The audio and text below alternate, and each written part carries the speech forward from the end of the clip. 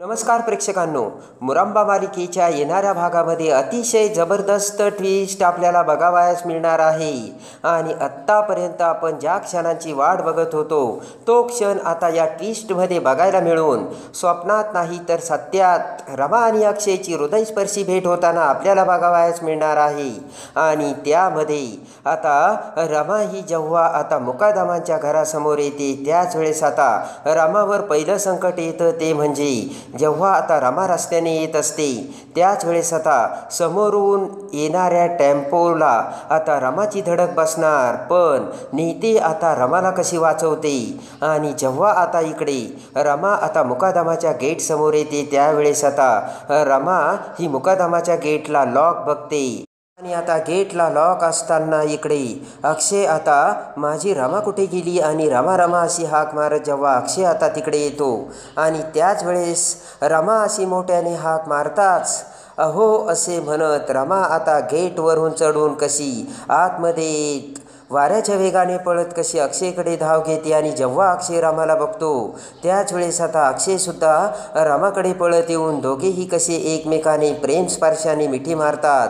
एकमेकांना भरगच्च मिठीत घेऊन जेव्हा आता अक्षय खऱ्या रमाचा स्पर्श अनुभवतो त्याच वेळेस हीच माझी खरी रमा असे आता अक्षय रमाला कसे सांगतो. आणि ज्यावेळेस अक्षय रमाला मिठी मारतो त्यावेळेस आता मला आत्तापर्यंत जो स्पर्श झाला नव्हता तो स्पर्श आज झाला.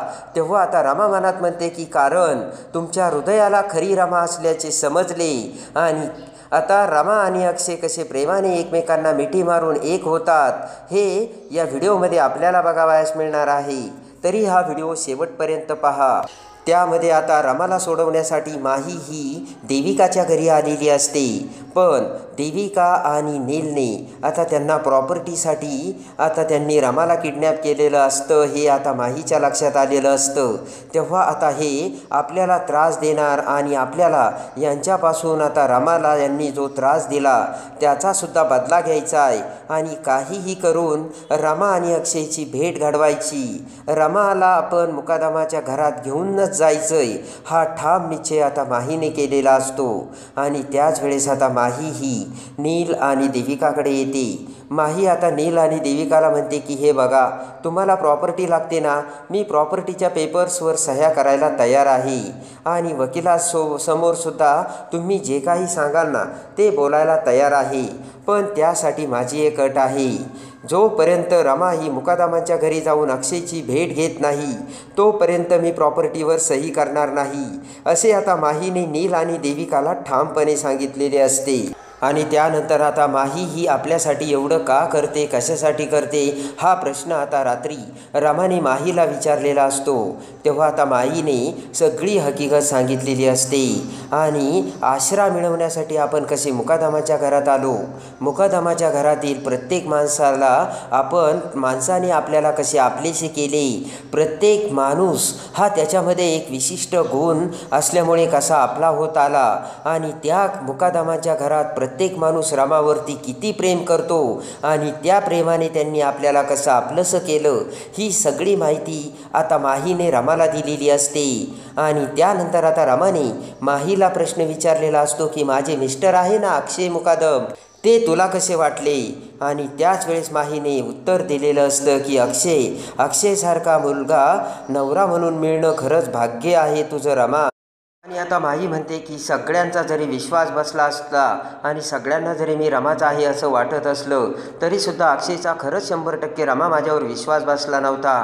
कारण मी रमा होऊच शकत नव्हते. आणि अक्षय रमा तुझ्यावरती एवढं प्रेम करतो कारण मी रमा नाही याचा वारंवार अक्षयला आता उलगडा होत असतो. पण अक्षयला मात्र त्याच्याकडे काही ठाम पुरावा नव्हता हे आता माही रमाला सांगते. आणि खरंच अक्षयचं आपल्यावरती किती प्रेम आहे हे आता त्याच वेळेस आता माहीने रमाच्या लक्षात आणून दिलेले असते. आणि रमा खूप खुश झालेली असते. उद्या आपण आपल्या अक्षयकडे परत जाऊ आणि आपल्या अक्षयला परत भेटू असा विचार मनात येऊन आता रमा ही पुलकित झालेली असते. आणि त्यानंतर आता माही हिने प्रेमाने रमाला आता उद्या अक्षयला रमा भेटायला जाणार म्हणून साडी दिलेली असते, दागिने दिलेले असते. आणि सगळ्यात महत्त्वाचं म्हणजे अक्षयने प्रेमाने रमासाठी जे पैंजण घेतलं होतं ते सरप्रायझिंग पैंजण माहीने आता रमाला दिलेलं असतं. कारण रमासाठी अक्षयने ते पैंजण घेतलं म्हणजे त्याच्यावरती फक्त रमाचा अधिकार आहे हे माहीच्या लक्षात आलेले असते. आणि म्हणून माहीने ते पैंजण आता रमाला दिलेले असते. आणि रमा आता कानातलं घालून, दागिने घालून, भरजरी नवीन साडी घालून तयार झालेली असते. आणि त्यानंतर आता इकडे मात्र माहीने त्या रात्री आता रमाला सगळा काही प्लान सांगितलेला असतो. आणि दुसऱ्या दिवशी आता सकाळी तेव्हा आता देविका आणि नील नाश्ता करून चहा पित असतात. त्याच वेळेस आता माहीने रमाला आता नील आणि देविकाने जो काही त्रास दिला त्याचा बदला घ्यायचा हे ठरवलेलं असतं. आणि त्यासाठी आता टेबलवर बसून नीलला आता माहीने कोंबडा केलेला असतो. आणि त्यानंतर आता लंबी रेस का घोडासुद्धा आता माहीने नीलला बनवलेलं असतं. आणि ज्या छडीने देविकाने रमाला मारलं होतं तीच छडी घेऊन माहीने आता देविकाला तिच्या हातावरती सटासट छड्या मारलेल्या असतात. आणि रमावरचा बदला घेतलेला असतो.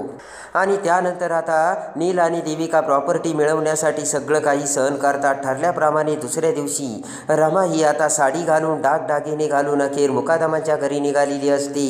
इकडे आता माहीने नील आणि देविकाला दम दिलेला असतो. जर रमाला जर काही झालं तर मात्र मी प्रॉपर्टीची एक कवडीसुद्धा तुम्हाला देणार नाही. तर आता इकडे नील आणि देविकाने सुद्धा एक भयानक प्लान केलेला असतो. आणि ज्या वेळेस आता रमा मुकादमाच्या घरी जाणार असते त्याच रस्त्याने एका ड्रायव्हरला म्हणजे एका टेम्पोवाल्याला नील आणि देविकाने रमाला उडून द्यायचं हे सांगितलेलं असतं.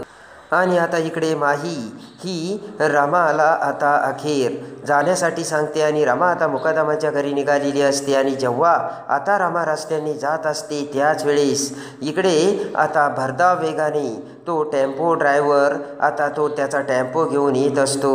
आणि इकडे आता मुकादमाच्या घरात रमा आपल्याला सरप्राईज घेऊन येणार ही बातमी आता सीमाने अक्षयला सांगितलेली असते. आणि रमा येणार म्हणून सगळ्यांनी मुकादमाच्या घरी जय्यत तयारी केलेली असते.